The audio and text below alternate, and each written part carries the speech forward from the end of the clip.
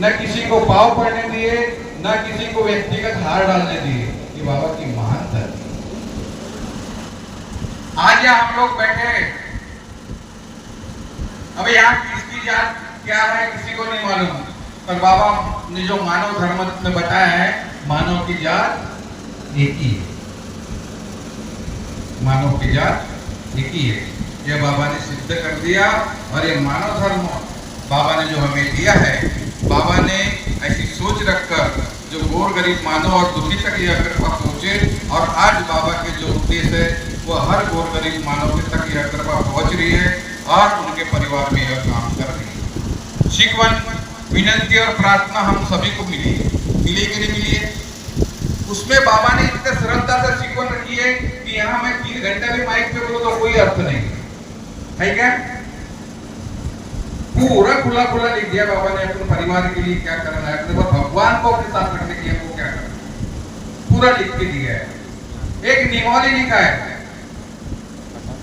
वह निवाली को हमको पढ़ना है कि अपने परिवार में और सेवकों में वह निवाली का हमने पढ़कर उपयोग करना चाहिए। भवन कार्य की विधि कैसी है, हमने अपने परिवार में कैसे नियम को पालना चाहिए, ये हमने पढ़ना चाहिए। हमको पढ़ने का टाइम ही नहीं है। निवाली लेके गए रख दिए, वहां से एक आध नियम भी पूछे तो हमको कुछ पता नहीं।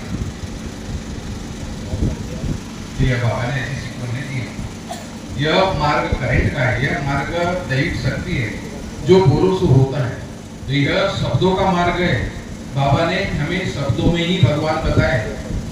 आज तुम लोग भी मार्गदर्शक क्या गए, मैं भी मार्गदर्शक क्या गया अपना दुख लेके। मार्गदर्शक ने इतना ही बोला, मैं अपना दुख बताने के बाद क्या बोला, ईमान का शब्द दे इस मार्ग में मरने के लिए। पुराने जो कर्म है उसको मार, और बाबा के दिए हुए ईमान के जो कर्म है इस पे कर्म करके चल, तेरा दुख दूर हो जाए। हमने वचन दिए बाबा को, तो हमने सोचना है, शब्द बड़े महत्व के बोलना है। हमको किसी की आत्मा को घात करने वाले शब्द नहीं बोलना है। बाबा ने बताया है आत्मा में ही परमात्मा है, और मैं किसी की आत्मा को घातक करने लायक के शब्द बोलूं तो मेरा परमात्मा मानने का अर्थ क्या है क्या? नहीं है। हम लोग को बाबा ने सत्य, मर्यादा, प्रेम ये बंधन में बांध के रखा है। ये अगर सत्य, मर्यादा, प्रेम परिवार और सेवकों में कायम है तो किसी बात की कोई कमी नहीं, क्योंकि बाबा ने बोला है इस मार्ग में आने वाला सेवक कभी दुखी और गरीब नहीं हो सकता, और रहेगा तो अपने कर्म से। तो अपने को बाबा ने कैसे कर्म करने बताया है? ईमान के कर्म करने बताया है। बेईमानी कर्म इस मार्ग में चलेगा ही नहीं, और जिनने बेईमानी कर्म की है वो इस मार्ग से हट गए, क्योंकि वो दैविक शक्ति पल में हट जाती है। इसीलिए हमको सोचना है इस मार्ग में अपने परिवार और सेवकों में हमेशा एकता कायम करना है। अभी एक बताए क्रोध, आज भी हम मार्ग में आने के बाद छोटी छोटी बातों पे क्रोध करते हैं। ये हम कब दूर करेंगे? क्रोध रखना है यानी अपने घर में शैतान को रखना। तो यह छोटी छोटी बातें हैं जो बाबा ने हमको सिखा दिया है, और बाबा की हम शिकवन को लेके चलेंगे तो हमको काटा नहीं गड़ेगा। जो अच्छे विचार अपने के परिवार के लिए और अपनी गृहस्थी के लिए वो बढ़ते ही जाएंगे। पहले हम लोग, मैं आप शिकवन सभी सेवक को मालूम है बाबा की, और मंच के द्वारा शिकवन मिली है। इस सेवक में, जो मार्ग में आने वाला सेवक पहले मार्ग को नाम रखता है कि नहीं रखता है? काय का मार्ग है, कैसा मार्ग है, ऐसे मार्ग बहुत देखे। सत्य है? अरे सत्य है कि नहीं? मेरे गांव का उदाहरण बता दो। यहाँ बैठा है लड़का राजेश गुरबेले, हमको इस मार्ग में आने को 15-20 साल हो चुके थे। उसके घर में जब संकट आया तो वह डगमगा गया। उसके बच्चे को हालत दे दिए और अमावस पूर्णिमा को जाने वाली ये बैल बताने लगे उसको। क्या बोले? अमावस पूर्णिमा को तेरे बच्चे की जान जाने वाली है। अब ये पंडा पुजारी गोरखनाथ में भी जाकर देखा, मोबिलियन को अपने घर में लाके घर बनाया, 50,000 दिएगा, कितना दिया रे? 50-25 हजार एक पकड़ा दे रहे, बैठा है लड़का, वो जो शब्द बताओ वो सत्य बताओ। अब उसने सब कुछ कर डाला, लड़का के पेट के अंदर घुस जाएंगे, लड़का उल्टी करता था। एक दिन आए बाबूजी देखा तो परिवार के साथ विचार करके आया, उससे दुनिया भर त्रस्त हो गया। वो पंडों वैदों के पास जाके, देवी देवता के पास जाके, कोई समझ आई नहीं मिली उसको। उसके पश्चात वो घर को आया और बाबूजी से विचार रखा कि बाबूजी चाहे कुछ भी हो जाए, बोले अब मुझे इस मार्ग में मरना ही नहीं, बोले क्योंकि मैं बोले सभी के पास घूम के मैं परेशान हो गया, मेरे लिए कोई रास्ता नहीं। अरे नहीं, तो ये मार्ग को नाम रखता था ना, इस मार्ग में कैसे आएगा, है ना? नहीं बाबूजी बोले जो बोला मैं थोड़ा बोले, पर ये मार्ग को और नहीं छोड़ता, पड़े मार्ग को उनके परिवार के लिए मानना चालू किए। और फिर इस मार्ग को मानने के बाद वो जो उनके यहाँ जो परेशानी थी, वह परेशानी पल में दूर हुई। जो सत्य है क्या? मार्ग में आने के बाद बच्चा खाना वगैरह खाने लगा, पचने लगा और उसको भगवत खाने का फायदा दिखने लगा। तो यह है दैविक शक्ति शब्दों में कैसी काम करती है, ये सभी सेवकों को ज्ञान है। अब सेवक मार्ग में आने के बाद कैसी गलती करता है, त्याग कराने के बाद, वो भी आपके सामने उतार रखता हूँ, वो भी मेरे परिवार की बात है। मानिक सिंह गुरबेले, त्याग हो गया, मासिक हवन चालू है और शराब पीना चालू कर दिया। शराब पीना चालू कर दिया। बाबा ने देखा, जब तक देखा, जब बाबा ने उसके ऊपर दूध फेंका, अपेंडिक्स का साला पेट के अंदर फट गया। सत्य बात है नरेश? अपेंडिक्स का साला जब फट गया तो घर वाले को बुलाने लगा कि मुझे एक बार बचा लो, एक बार बचा लो, अब मैं दोबारा गलती नहीं करूंगा। उस समय मैं खुद था, बाबूजी कहते उसको मैं खुद चौधरी डॉक्टर के वहां किरत बनाए घर को, पहले घर में पूरा ठंडा हो गया तो नहीं हो, गाड़ी फ्लश डाउन होते आगे थी।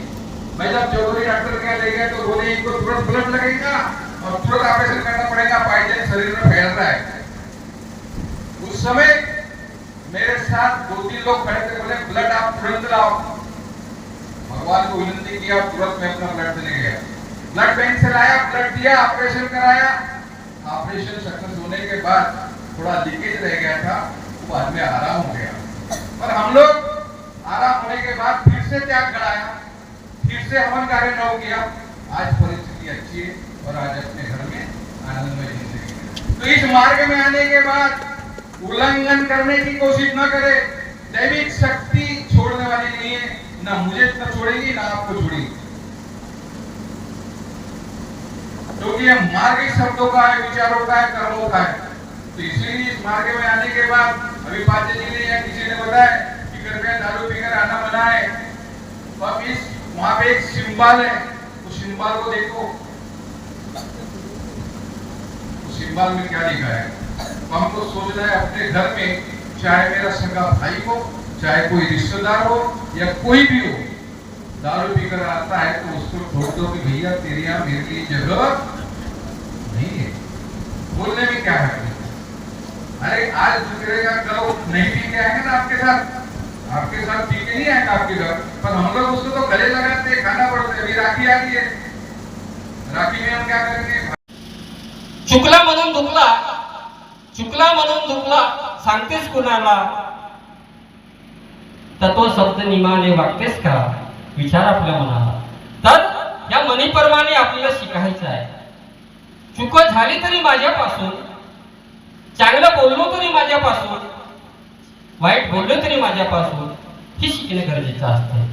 दुसऱ्याने जर म्हटला तर आपण दुसऱ्याच्या शब्दाला रागवू नये।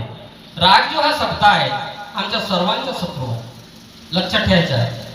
हा शत्रू आमच्यासाठी तो व्यक्ती नाही, माझ्यासाठी गुरुबेले भाऊ नाही, पण जो शब्द आहे, वाईट जर शब्द आपण घेतलं किंवा गुरुभाऊने जर मला वाईट शब्द बोलला तर हा भाऊ शत्रू नाही, पण माझा शब्द हा शत्रू आहे।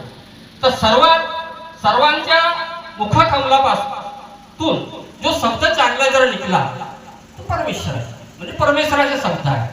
पण कधी कुणाही जर बोललं तर आपल्यावर आपणही सुद्धा रागवून आलो नाही किंवा आपणही दुसऱ्याला बोललो तर दुसऱ्याने सुद्धा आपल्या राग आणू नये.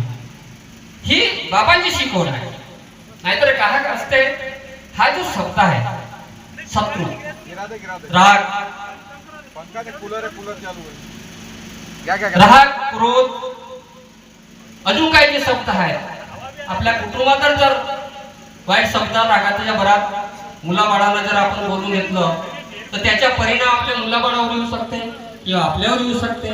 हा शब्द शत्रू व्यक्ती नाही. शब्द आपण बोलताना कसं बोलावं, रागाच्या भरात बोललं तर होईल का आणि प्रेमाने जर बोललं होईल का. हा शब्द जो हवेच्या रूपात आहे आणि परमेश्वर निराकार आहे, त्याला हात आणि पाव नाही, काटल्याने कटत नाही, मारल्याने मरत नाही, जळल्याने जळत नाही. तो शब्द प्रेमाचे पाहिजे. कधी जर आपण रागाच्या भरात बोललो तर आपलं का होईल किंवा दुसऱ्याचे का होईल. जसं दारू पिऊन येऊ नये, दारू पिऊन येऊ नये एक पाठी लागलेली असते आणि आपल्या कुटुंबामध्ये आपण आपल्या घरी असतो. जर कोणी दारू पिऊन आला, रिश्तेदार, नातले, घरून कोणी, गावातून कोणी जर कोणी आला आणि आपल्याला माहित नाही की हा दारू पिऊन आहे किंवा नाही, पण आम्हाला माहित आहे ना, आम्हाला माहित आहे की हा दारू पिऊन आहे किंवा नाही, याच्यावर लक्ष आपलं पाहिजे. त्या बाईच्या पाहिजे, त्या भाऊच्या पाहिजे, त्या मुलीच्या पाहिजे किंवा आमच्या आईच्या पाहिजे की हा पिऊन आला किंवा नाही. तरच आपण समोर पाणी देण्याची कृपा करावी किंवा चाय पाणी देण्याची कृपा करावी. अन्यथा आपण विचारलंच नाही आणि त्यांचा जर आदर केला तर खरोखर दुःख आल्याशिवाय राहणार. दिरशीची गोष्ट तसेच झाली. न विचारताना न सांगताना जवाई आला, पिऊन आला, विचारलं काही नाही, कारण अपमान होते, जवाईचा अपमान होते. याच्या कारण झाला का अपमान होते. म्हणून जवाई मावसा, मावशी नाही, मावसा, मामा, हे काही आपले आहेत नातेवाईक, यांचा आदर आमची सुनबाई, आमची आई, आमची आजी. आजीला असं वाटते की माझा भाऊ आला भगवून दिला. शिवकीनबाईला असं वाटते माझ्या भाऊला भगवून दिला. आमच्या सुनबाईला सुद्धा असं वाटतं की माझ्या भाऊला की वडिलाला भगवून दिला. असं करू देऊ नका. कारण आमच्या इथं अनुभव सांगतो. लग्न आमच्या काकाची इथं होतं आणि मग तिसऱ्या दिवशी माहीतच आहे आम्हाला नाही का, लग्न संपल्यावर लाल पाणी तर होते का आमचे जवाई साधे कशावाले गर्रा इथं कुतिरकर, आमचे राधेश्याम कुतिरकर ते मार्गात आलेले आहेत आता. आणि तेव्हा ते आमचे खूप भाऊ कुतिरकर ते दारू पियायचे. आमचे ते जवाई गेले तिथं आणि त्या खूप भावाने त्याला पाजून टाकलं दारू. आता दारू पिऊन म्हणजे त्यांनी काय केलं, मी जर घरी येईन म्हटलं तर भाऊ मला माझ्यावर गरम होती. तो जो पुगली आहे आपला कन्या चेचाने, जे आमचे काका, आपण काका म्हणतो त्याला, गायक साहेब, त्यांच्या घरापर्यंत सोडून गेला आणि तो वापस झाला. माहित होता की आमचे मोठे भाऊ गरम होती. ते आले, घरी आले आणि बस सपरीवरच आले आणि तिकडून आमची कार्यकर्ता बाई घरून आतून आली आणि त्या भावाला म्हणते तुमचे पाय कसे नाचतात जी म्हणते, तर तुम्हाला म्हणते आणि तुमच्यासाठी आपण काहीतरी बनवलेलं आहे आणि तुम्हाला आपण जेवण देत नाही. तेव्हा आमची आत्या होती आणि आत्या म्हणते अजी आंघोळ केला म्हणजे होऊन जाईल म्हटले. आता आंघोळ केल्याने दारू निघते का म्हणून एकच सांगते, आंघोळ जर केल्याने आमची दारू निघते का, नाही निघत. तेव्हा नाराज होऊन आमचे ते जवाई आज 10 वर्ष झाले ते गेले, तर आजही आमच्या कामाकाजामध्ये भावाच्या लग्न, बहिणीचा लग्न, मुलाबाळांचा लग्न झाला, पण आजही तो आमच्या निवासस्थानी आलेला नाही. खूप बहीण येते, आता येते, सर्व काही येतात, पण तो येत नाही. म्हणजे शब्द मजबूत पाहिजे, शब्द कधी आपले मजबूत पाहिजे. आपण कोणाचा जर आदर केला, नुकसान आपला, त्यांचं नसेल. नाही तर आज आपण करतो आहे, खूप अशी अनुभव आपल्या मागे आलेले आहेत. चांदणी टोला इथं चांगला आहे. 3 शब्दाचा किंवा 4 तत्वाचा किंवा 5 नियमाचा शब्द येत नहीं. म्हणजे आपल्या कुटुंबात व आपल्या काहीतरी विचार. मैं मेरा परिवार सुख समाधान से जीवन जीता है. सभी का अनुभव है. इस मार्ग में जितने भी लोग आए हैं, जितने भी लोगों ने इस धर्म को अपनाया है, बाबा के शब्द वो खाली नहीं गए हैं. क्योंकि बाबा के वही शब्द थे कि जो सेवक इस मार्ग को अपनाएगा कभी दुखी और गरीब नहीं रहेगा. और आज कोई भी सेवक दुखी और गरीब नहीं है. और बाय द वे अगर एकाध भी सेवक अगर होगा तो उसने विचार करना चाहिए कि भैया मैं कहीं ना कहीं मैं अपने कर्मों से चूका हूं, कहीं ना कहीं मैं अपने कर्म से चूक रहा हूं. आज इस मार्ग में आने के बाद अच्छे अच्छे डॉक्टर फेल हुए हैं, अच्छे अच्छे डॉक्टर फेल हुए. भैया जी ने बताए अनुभव, भैया जी ने अनुभव बताए और सभी का अनुभव है. कहते हैं ना कि मिट्टी का तो संसार है, मिट्टी का तो संसार है, सेवक खेल सके तो खेल. बाजी बाबा हनुमान जी के हाथ में है, सारे डॉक्टर है फेल. कई तरह से डॉक्टर फेल होते हैं. बारिश का समय है जी, बारिश का समय है, परा लगाने का अभी समय है, सभी को मालूम है. हमारे गांव में एक ऐसी घटना घटित हुई है, ग्राम कटंगी की. गौरे जी बैठे हुए, इनके गांव की लड़की, त्यागी सेवक की लड़की हमारे गांव में आई है ब्याह होके, चौपकर परिवार में. भैया जी शाम को परा लगा करके आई, खाना वगैरह पकाई, खाना खाई, खटिया के ऊपर सोने गई. जैसी वो खटिया के ऊपर सोने गई, वैसा उसको सांप ने काट दिया. सांप ने उसको काट दिया. उस समय में सांप ने काटा है करके बोली, कुछ तो भी काटा है. वहां देखने गए, सांप नजर नहीं आया, सांप नजर नहीं आया. वो बाई को उठा करके गांव के हॉस्पिटल में लेके गए. गांव के हॉस्पिटल में ले जाने के बाद में डॉक्टर ने बोले आप जितना जल्दी हो सके उतना जल्दी, बोले उसको गोंदिया लेके जाओ. गोंदिया लाए. गोंदिया हॉस्पिटल में विमलेश अग्रवाल के यहाँ एडमिट किए. गोंदिया हॉस्पिटल में विमलेश अग्रवाल के यहाँ एडमिट किए. जैसे एडमिट किए वैसे ही उन्होंने वेंटिलेटर पे चढ़ाए और बाई कोमा में चले गए. बाई कोमा में चले गई, बाई को कोई होश नहीं. वहां रोना गाना सब शुरू हो गए. बाई के मायके वालों को, कटंगी वालों को बुलाए. उन्होंने अपनी रिश्तेदारी में फोन किए. सभी लोग आए देखते कि बोले बाई में कुछ नहीं है. चले गई बाई, वेंटिलेटर के ऊपर रखी. बाई को नखुन गड़ा रहे, हाथ हिला रहे, हाथ मोड़ रहे, कोई हलचल नहीं. दूसरे दिन फिर रिश्तेदार आए, सभी बोलने बैठे कि भैया बोले यहाँ फालतू का खर्च लग रहा है. बोले कुछ नहीं है, सभी रिश्तेदारी में बता दो कि बोले बाई गई और इसको बोले छुट्टी करके घर लेके जाओ. मेरे को फोन आया, मैं काम के ऊपर था, मेरे को फोन आया उनके देवर का, वो बाई के देवर का. भाव बोले कहाँ हो? मैंने बोला मैं गोंदिया में काम पे हूँ. भाव बोले ऐसी ऐसी घटना हुई है. बोले हॉस्पिटल में है. बस उसके ऊपर चिल्लाया. मैंने बोला जिस समय मैंने बोला आपको तकलीफ होती है उसी समय में मार्गा की याद आती है. चिल्लाया उनके ऊपर और मेरा मन नहीं माना. अपना काम बाजू में रखे हॉस्पिटल में गया था. हॉस्पिटल में गया, पूरा भीड़ भड़ाका था वहां पे उसकी फुआ जो बाई थी, उसकी फुआ सा छोटा गोंदिया की है, भूते परिवार में मेरे से हट्टी कट्टी है. वो अपने लड़के को पकड़ के वहां हॉस्पिटल में आई और वो बाई को देखती है तो बाई एकदम निर्जीव अवस्था में पड़ी हुई थी। उसको कुछ तो भी होश आएगा करके वो बड़े ताकत भर से उसको छाती को दबा रही है, पेट को दबा रही है, उसका हाथ ऐसा ये कर रही है, जोर जोर से उसको मार रही है, लेकिन कुछ भी प्रक्रिया नहीं हुई।